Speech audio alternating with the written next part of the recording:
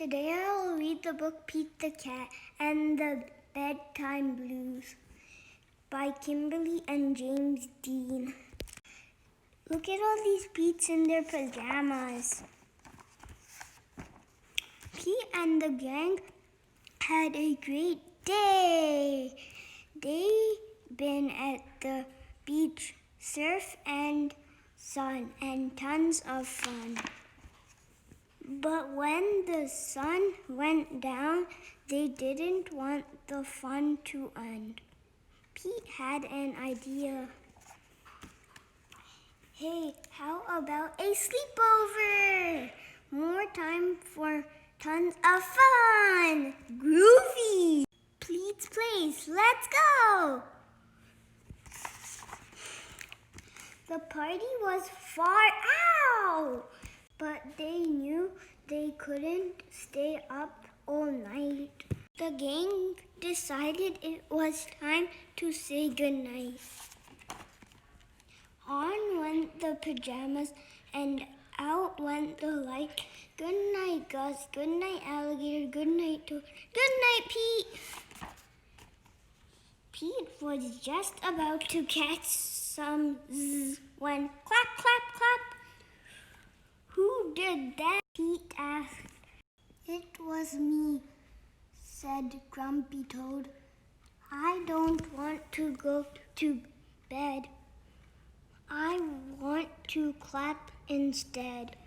Pete covered his head. This cool cat needs to go to bed. Good night, Gus. Good night, alligator. Good night, Toad. Good night, Pete. Time to sleep.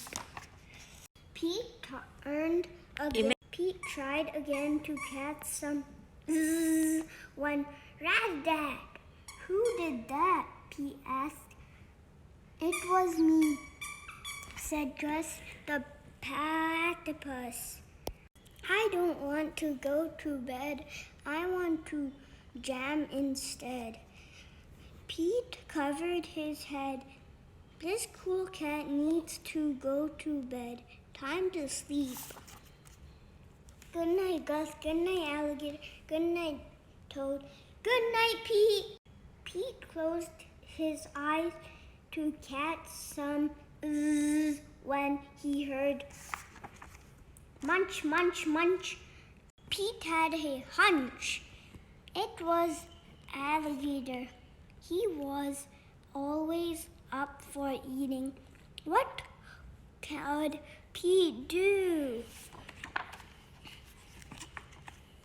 All the clapping, rat-tatting, and munching was giving him the bedtime blues. Pete had a groovy idea. He got out his favorite bedtime story and started to read first to himself and then to the gang. Pete noticed it was finally quiet. No more clapping, no more ratting, and no more munching. They all settled down. No one made a sound. Pete yawned and turned off the light. Good night, sleep tight. Time to catch some zzz. Tomorrow was another day for surfing, sun, and tons of fun. The end.